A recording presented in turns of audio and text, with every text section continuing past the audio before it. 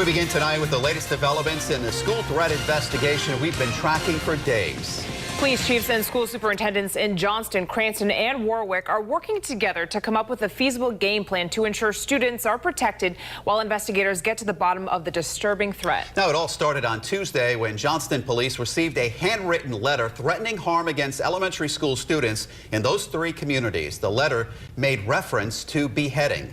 Not taking any chances, police began stationing officers at every school in the affected towns and cities, even though there's no evidence the threat is real. But now, 3 days in, the cost of that coverage is beginning to take its toll. Eyewitness News reporter Susan Campbell is standing by live with new details on the price tag for extra police. But our in-depth coverage begins live in Warwick with Eyewitness News reporter Sean Daly. On day three of Rhode Island's largest school districts operating amid fear, attendance is up compared not only to day one, but also to day two, as the police investigation remains in high gear. Day three broke sunny and mild, but sadly it also comes against an invisible backdrop of fear. Remember, the letter writer threatened physical harm to students at elementary schools in Johnston, Cranston, and Warwick on Wednesday, Thursday, and Friday. A school bus driver says the high school kids are more scared than the elementary school kids. He said he stayed home from school because he was afraid that he was gonna get shot, like at Sandy Hook. And I told him, I said, don't be afraid, nobody's gonna get you. There's a lot of police around, you're safe. But he was very scared. With the threat lingering large in the air, the police investigation into who wrote the letter is still flat out. And armed police officers are still on guard at every single school in all three communities, which is expensive and which therefore won't last forever. It's clear that we can't keep a police officer in every single school next week. So starting on Tuesday, here's what's likely going forward. Presence at school arrival times, presence at school closing times, and certainly walkthroughs periodically during the day by all different units of the police department. Colonel McCartney said the goal is to strike a balance and to create what he called, quote, the right level of psychological security for the children and for their parents.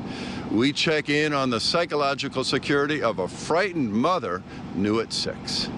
Live at Warwick Police Headquarters with the West Bay Mobile Newsroom, Sean Daly, Eyewitness News. We begin with the latest developments on the school threat investigation. Extra patrols return to schools in Johnston, Cranston, and Warwick today for a third day. Officers will be back next week, but there will be fewer of them, and they won't be there all day long. In the meantime, the search for a suspect continues. A source of the threatening letter has not been identified, but attendance continues to creep back up to normal. Eyewitness News reporter Sean Daly joins us now live in Warwick with the West Bay Mobile Newsroom. A rough week for three of Rhode Island's largest school districts is almost over, and now the focus is shifting to next week and beyond.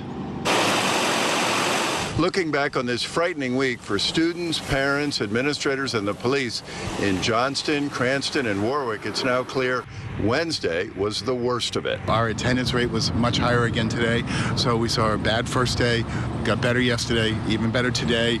A letter writer threatened physical harm to students at elementary schools in those three communities on Wednesday, Thursday, and Friday. They should be out playing, running around the playground, enjoying their life, and not worrying about some person busting in and harming them. The police investigation into who sent the handwritten letter still is in high gear, and armed police officers are still on guard at every school in all three communities.